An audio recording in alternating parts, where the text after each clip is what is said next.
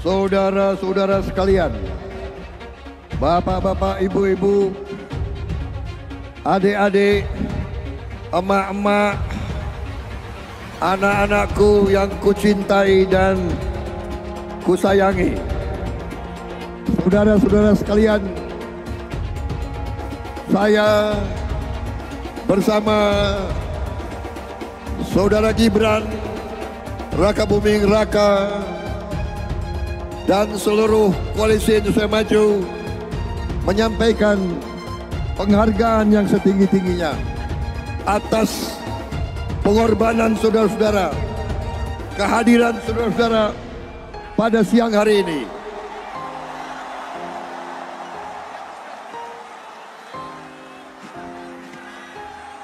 Saya juga mohon maaf kepada rakyat Jakarta yang telah mengalami kemacetan karena yang hadir lebih yang kita perkirakan.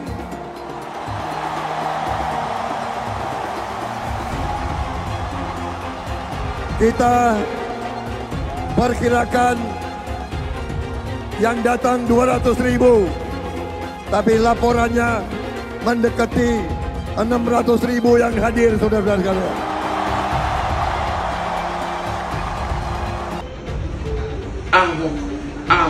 Ahok. Kenapa secara tiba-tiba Ahok diaktifkan di akhir masa kampanye? Sudah pasti tujuannya untuk mengambil hati minoritas, terutama kalangan Tionghoa. Karena untuk mayoritas tidak mungkin mereka memakai Ahok karena dia divonis pengadilan gara-gara mulutnya yang menyakiti hati sebagian mayoritas, golongan mayoritas. Nasihat saya kepada para pengusaha, para etnis Tionghoa yang hidup dalam dunia bisnis, kalian butuh tokoh pimpinan, kalian butuh tokoh politik, tokoh penyelenggara negara yang damai, yang tidak menimbulkan kontroversi, yang tidak turun sana sini.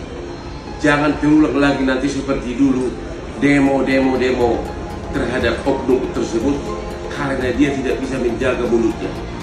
Ya, bisnis kalian membutuhkan pimpinan yang silent tapi bekerja, bukan cuap-cuap turun sana sini. Itu tidak bagus bagi bisnis kalian. Dia ngotot mau pilih 02. Kamu mesti mengampunin Pak Prabowo. Saya udah ampunin, kau saya nggak ngampunin orang nggak sesehat ini. Gibran nggak bisa kerja nanti kalau kamu pilih dia. Pak Jokowi pun nggak bisa kerja. Kau bilang gitu loh. Maksud gua tuh apa? Gibran ini wakil, bos. Dalam struktur partai negara ini, wakil itu cuma ban serep. Nggak usah ribut, ban serep. Titik. Terus Pak Jokowi bisa kerja. Emangnya Pak Jokowi kalau nggak jadi presiden lagi, Pak Prabowo mau yang kerja Pak Jokowi? Emangnya joki, presiden itu joki? Ya nggak bisa kerja lah. Masa joki? Iya dong. Semua nyerang gua. Gua sih demen. Ya dong, kalau saya nggak ada mempengaruhi lu punya urusan, biarin aja anjing menggonggong kafilah menang. Saya yakin yang bisa meneruskan program Pak Jokowi karena dasar Pak Jokowi kan nawacita kan, Trisakti kan. Ya Pak Ganjar kader terbaik. Saya pun mau jadi presiden dong saya. Saya mengatakan Pak Jokowi orang yang sangat-sangat bekerja keras untuk rakyat Indonesia. Luar biasa, saudara-saudara sekalian. Tidak ada capeknya, tidak ada istirahatnya. Kalau ada yang mengatakan beliau tidak bisa bekerja, itu orangnya saya kira ya otaknya perlu diperiksa itu. Saya tidak ragu-ragu. Saya mengatakan kami Prabowo Gibran, Koalisi Indonesia Maju adalah akan melanjutkan semua programnya Pak Jokowi. Jangankan ibu, adik perempuan saya pun tidak mau pilih Ganjar. dia mau pilih Prabowo. Ya, saya jelaskan sama adik perempuan saya, alasan apa tidak mau pilih Ganjar. Boy, saya mau Prabowo. Terus mereka bilang, Ibu Megawati saja ngajak Prabowo jadi wakil kok. Kenapa sekarang kamu bilang jangan pilih Prabowo? Persoalan pilih presiden, kita tidak mau pilih orang yang sudah tidak sehat. Kita tidak mau pilih orang yang emosional. Kita tidak mau pilih orang yang tidak terbukti bisa kerja. Nah, ini kan presiden loh.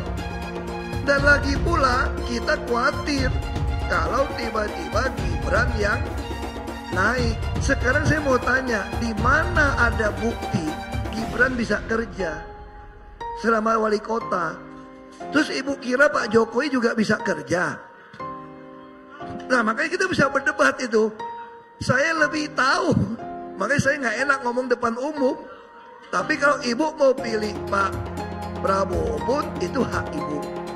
Tapi saya mau sampaikan juga, tidak fair kalau kita pilih presiden bukan berdasarkan kemampuan kerja. Dia melanjutkan Jokowi apa yang dicita-citakan Soekarno, memindahkan ibu kota. Aduh ibu, pindah ibu kota Soekarno maunya Kalimantan Tengah bu. Sekarang ibu tahu nggak pindah Kalimantan Timur? Bagi tanah orang yang dikuasai orang banyak 2 juta, 3 juta per meter. Setiap jengkal tanah mau dibangun bayar orang. Orang itu siapa? Geng-geng semua. Makanya ibu, kalau kita bilang mau pindah ibu kota, saya udah usul. Kenapa nggak Kalimantan Tengah seperti usulnya Bung Karno? Tanahnya nggak usah beli. Kalau Pak Jokowi yang terpilih, apa dia nggak penjarain gua? Oh nggak mungkin, Pak Jokowi kan orang baik. Nggak mungkin penjarain kamu. Sekarang ngaku teman aja lu dibiarin masuk penjara kok. Saya salah apa bu? Saya mau tanya. Salah apa pasalnya? 1 Pulau Seribu nggak ada ngaduin saya. Kenapa saya masih masuk? Karena tekanan orang. Yang disoroti terhadap Gibran dari kedua pasangan lainnya adalah soal etika, ya lagi-lagi etika, soal Gibran yang dianggap tidak sopan, ya. Jadi orang-orang ini lupa apa yang sudah mereka katakan, apa yang mereka sudah lakukan pada debat sebelumnya. Mas Anies nggak layak bicara soal Mas Gibran tidak punya adab, tidak punya etika ketika debat kemarin, karena Mas Anies juga melakukan hal yang kira-kira jauh lebih parah daripada itu. Kenapa kalian marah-marah terhadap apa yang dilakukan oleh Gibran kemarin? Gibran hadir memberikan kaca sama kalian.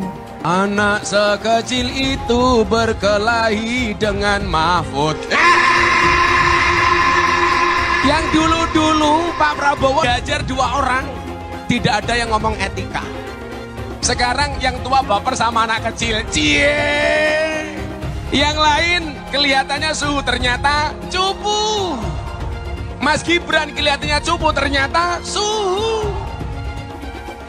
Coba tadi sore saya ketemu Mas Gibran di Kendal. Gak apa-apa, Gus, saya dihina. Gak apa-apa. Dulu Bung Karno mengatakan, berikan kepadaku 10 pemuda akan aku guncang dunia. Sekarang baru 1 pemuda dari Solo sudah terguncang. Nyatanya, dari debat pertama hingga saat ini, survei Pak Prabowo dan Mas Gibran konsisten naik dan hari ini berada di angka 48,5%. Artinya apa? Artinya publik, masyarakat merasa puas, merasa senang, dan merasa bahwa pilihan yang terbaik untuk melanjutkan pembangunan Pak Jokowi ke depan itu namanya Pak Prabowo dan Mas Gibran. Food estate yang dikatakan gagal. Ini ada misinformasi yang terus-menerus dihembuskan oleh salah satunya pihak 01. Tolonglah kalau tidak punya data yang pasti, janganlah memperkeruh begitu. Jadi jangan memberikan informasi yang salah, karena informasi yang salah yang dilepaskan dengan sengaja adalah fitnah. Saya tidak akan pernah bosan-bosan membahas hilirisasi. Dengan hilirisasi kita akan keluar dari middle income trap. Dengan hilirisasi kita akan meningkatkan nilai tambah di dalam negeri. Dengan hilirisasi kita akan membuka lapangan pekerjaan seluas-luasnya. Semua masalah ini adalah tantangan zaman now, membutuhkan solusi zaman now. Terima kasih Prof. Mahfud, Gus Muhaimin.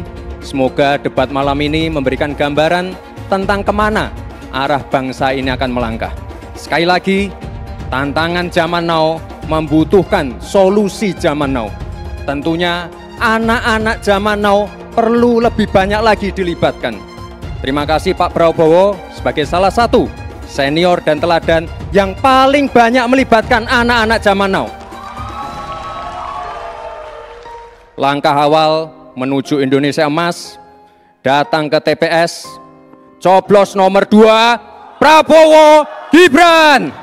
Alhamdulillah, saya diberi nilai 11 dari 100. Itu nilai luar biasa. Pertama kali dalam hidup saya terima nilai itu.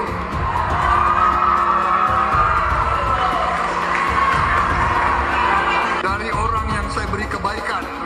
Sekjen PDI Perjuangan Hasto Kristianto menyatakan kubu Ganjar sudah mulai menjajaki kemungkinan koalisi dengan Anies Baswedan di Pilpres 2024. Ia juga mengaku sudah berkomunikasi dengan Yusuf Kala.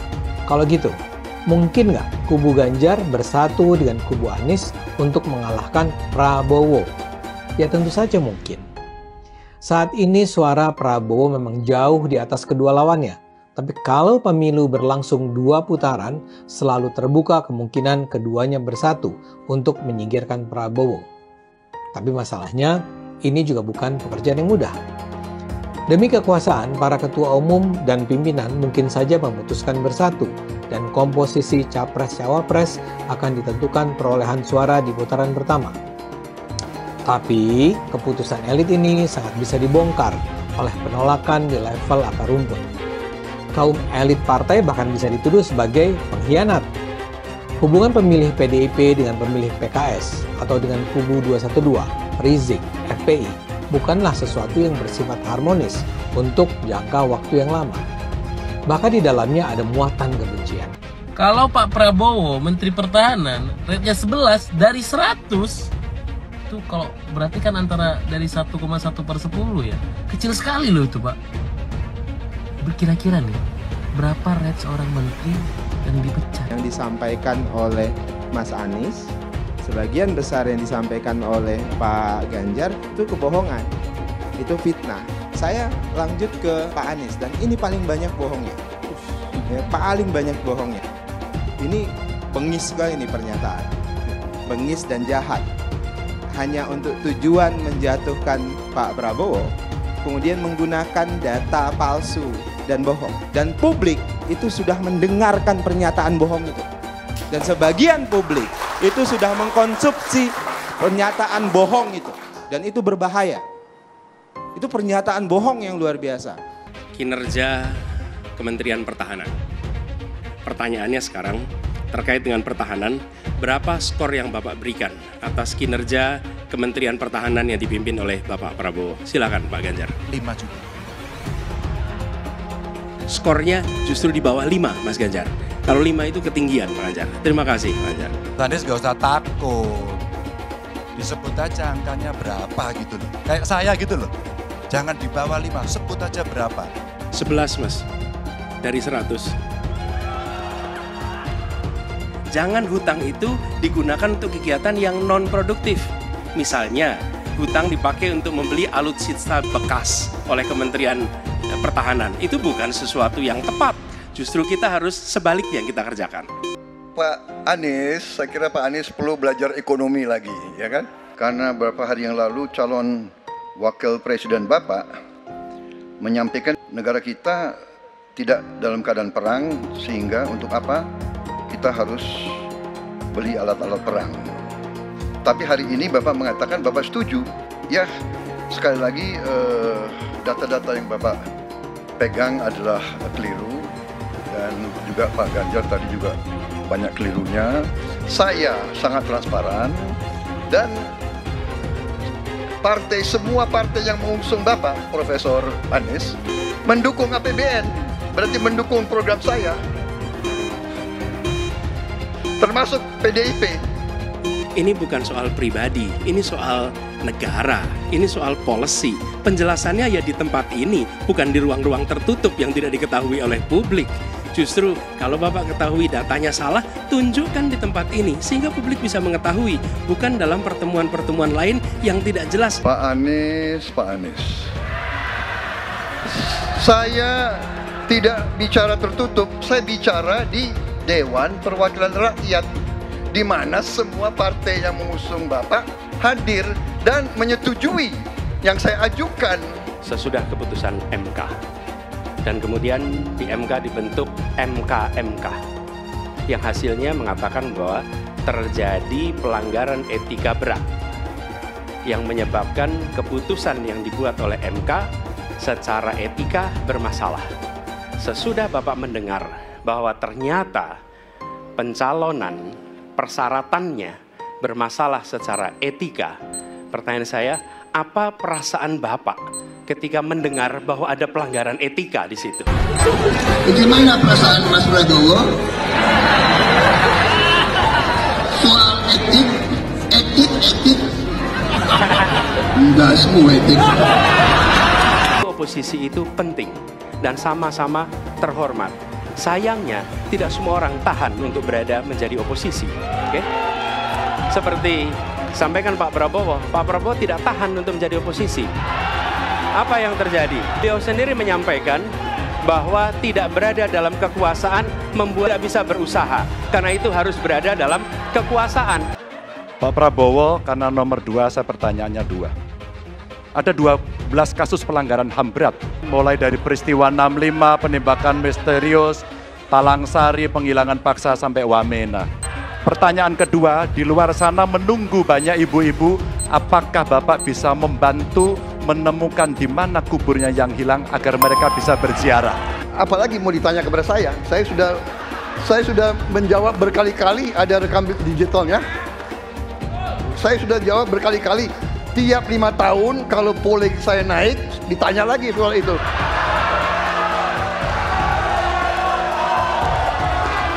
Ya, membela saya, saudara sekalian.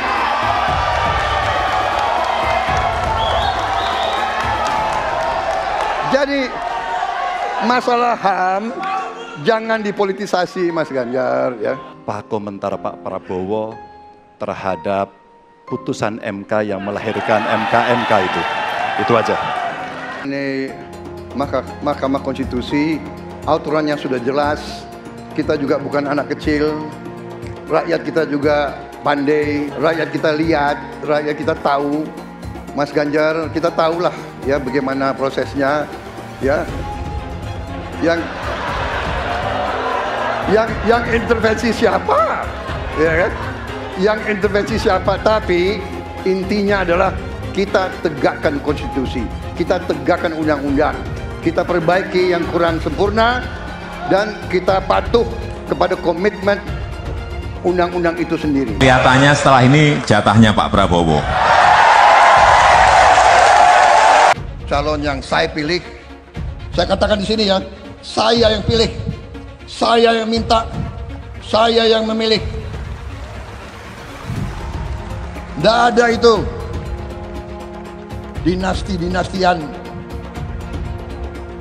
Kalau dinasti merah putih, apa salahnya? Kalau dinasti patriotik, apa salahnya? Tim Prabowo Gibran, Koalisi Indonesia Maju mengatakan kita akan lanjutkan pembangunan yang sudah dilaksanakan oleh Presiden Jokowi. Kita tidak ragu-ragu mengatakan IKN akan kita lanjutkan. BPJS kita lanjutkan. Kartu Prakerja kita lanjutkan. Kartu Indonesia Pintar kita lanjutkan. Hilirisasi kita harus lanjutkan dan akan kita sempurnakan, akan kita tingkatkan, saudara-saudara, karena hilirisasi adalah masa depan bangsa Indonesia. Sebelum saya dipanggil Yang Maha Kuasa, saya ingin melihat bangsa Indonesia menjadi bangsa yang makmur.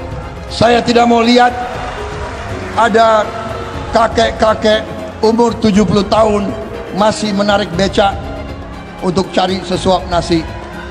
Saya ingin memberi yang terbaik untuk rakyat saya yang saya cintai.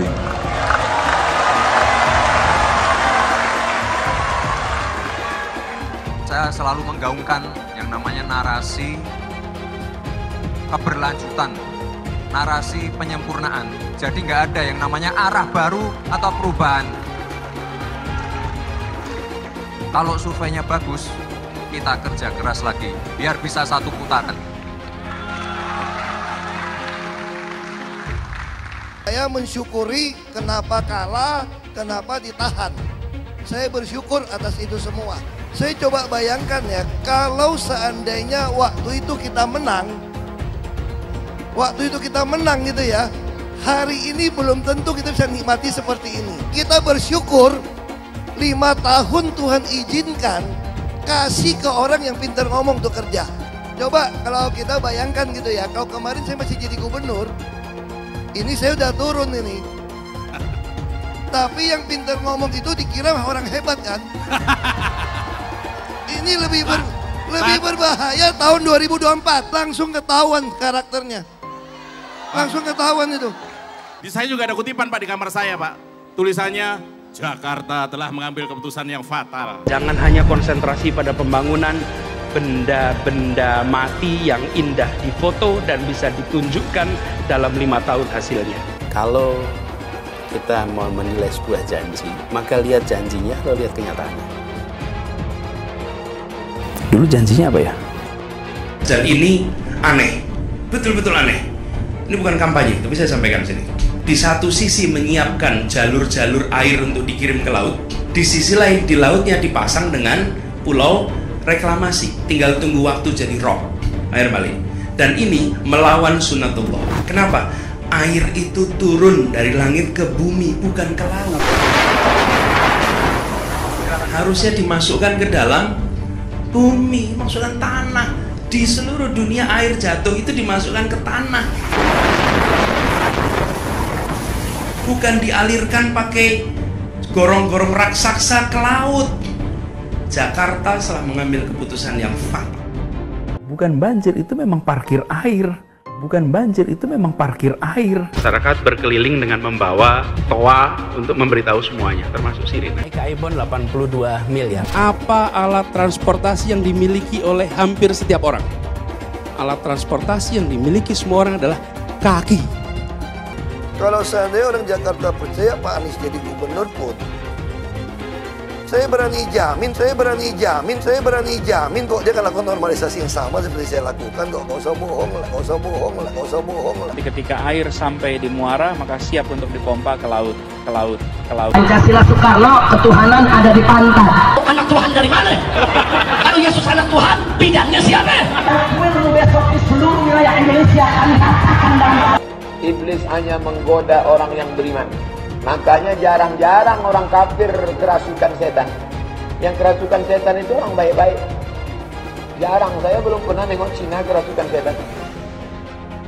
Pernah tak Ahok itu kerasukan setan? Enggak, setannya juga pernah. Karena sesama setan dilarang saling menggoda. Karena di salib itu ada jin kafir. Karena di salib itu ada jin kafir. Karena di salib itu ada jin kafir. Haleluya. Kepalanya ke kiri apa ke kanan? Kepalanya ke kiri apa ke kanan? Tetap percaya salib itu lambang mulia, bukan jin. Kok ketawa? Aku nggak nyindir siapa-siapa loh. Saya nggak pernah mundur untuk kebenaran, keadilan, kejujuran, dan peri kemanusiaan. Gue nggak pernah mundur. Dan gue nggak pernah takut juga sama lu. Siapapun yang rasis, gue akan hadapin. Karena rasis itu tidak berperi kemanusiaan. Sama saya ditanya dulu kan, kamu nyesel nggak statement kamu di Pulau Seribu sehingga masih masuk penjara? Tidak pernah nyesel, karena saya mengatakan kebenaran. Relawan Anies yang mayoritas mengasuh khilafah, seperti kadrun FPI dan HTI, ingin melengsarkan Pak Jokowi. Dengan menggunakan politik identitas, relawan Anies akan menggulingkan Jokowi. Tapi pendukung Anies lupa bahwa 82% penduduk Indonesia suka dengan kinerja Pak Jokowi. Ingat, di belakang Anies ada ormas pengasuh khilafah, seperti FPI, HTI, PA212. Saya yakin sebentar lagi karma Ahok akan mengejar Anies Baswedan. Para guru besar sudah turun gunung. Dan kalau mereka sudah demikian kompak turun gunung, ini memang sebuah pertanda kalau kondisi negara kita sudah dalam keadaan darurat. Sekarang ini sudah darurat moral dan etika. Dari Yogyakarta, seruan keprihatinan, sebuah teguran keras kepada Presiden Jokowi dan keluarganya Seruan ini kemudian ikut bergema di Jakarta di kampus legendaris Universitas Indonesia. Selain itu, dia juga bergema di Institut Pertanian Bogor, Universitas Islam Indonesia, Universitas Hasanuddin, Universitas Pajajaran, Institut Teknologi Bandung, hingga kumpulan Universitas Katolik se-Indonesia. Daftar kampus yang menyerukan keprihatinan sebuah teguran keras kepada Presiden Jokowi pun terus bertambah. Kalau kamu belum paham sejarah reformasi tahun 1998 atau mungkin sudah lupa, silakan buka lagi lembar-lembar sejarahnya. Ini penting. Ketika itu, ada satu aktor utama yang sangat penting yang sanggup memberi dorongan kuat bagi jatuhnya Presiden Soeharto, sang diktator yang waktu itu sudah berkuasa selama 32 tahun. Aktor ini penting adalah para guru besar dari kampus-kampus perguruan tinggi, guru-guru besar dari kampus-kampus universitas. Waktu itu di tahun 1998, kejadiannya juga bermula di Jogja, di Yogyakarta, dimotori oleh para Civitas Akademika Universitas Gadjah Mada. Dari kampus biru itu, seruan moral segera menyebar kemana-mana. Di tahun 1998, demo-demo mahasiswa menemukan momentumnya. Dengan cepat membesar dan meluas. Setelah para guru besar, para penjaga ilmu dan nilai-nilai moral itu, mereka menyatukan suara dan mendeklarasikan sikap keprihatinannya. Makanya kalau sekarang kita melihat para guru-guru besar dari berbagai kampus sudah bersuara, dan ini lagi-lagi dipicu dari Jogja, dari Yogyakarta, dari kampus Universitas Gadjah Mada, ini bisa jadi memang sudah menjadi sebuah pertanda. Gejolak politik ini tidak akan bisa dihentikan lagi. Gelombang perlawanan kepada Presiden Jokowi dan kroni-kroninya akan terus membesar dan menguat. Dalam waktu yang singkat, gerakan para mahasiswa yang sudah mendapatkan restu para guru besar segera menguasai jalan-jalan di banyak kota. Seruan reformasi semakin menggema, dukungan masyarakat semakin menguat, sampai-sampai pada satu momen nih, sang diktator bapak mertua dari Eyang Prabowo sudah tidak sanggup untuk bertahan lagi. Soeharto pun jatuh. Para guru besar ini jarang turun gelanggang untuk bicara politik. Tapi sekalinya mereka bersuara bersama, menyuarakan keprihatinan moral mereka, ini adalah tanda-tanda kalau kondisi bangsa memang sudah gawat. Dan juga sudah waktunya kampus-kampus bergerak secara serempak. Maka kita harus bersiap untuk sebuah perubahan besar dalam sejarah bangsa kita. Momennya akan tiba. Entah apa yang akan terjadi. Entah kisah apa yang akan tertulis di buku perjalanan sejarah bangsa. Tapi yang pasti nih, momen sejarah itu sudah menemukan waktunya. Akan ada sebuah peristiwa besar dan kita harus segera bersiap. Tahun ini, tahun 2024 ini tampaknya memang bakalan jadi tahun yang bersejarah bagi bangsa kita. Tahun ini kita semua diuji. Seluruh rakyat Indonesia diuji untuk menentukan masa depan Indonesia. Para guru besar sudah turun gunung dan mereka sudah bicara. Para cerdik pandai itu sudah menjalankan tugas sejarahnya sebagai mercusuar hati nurani.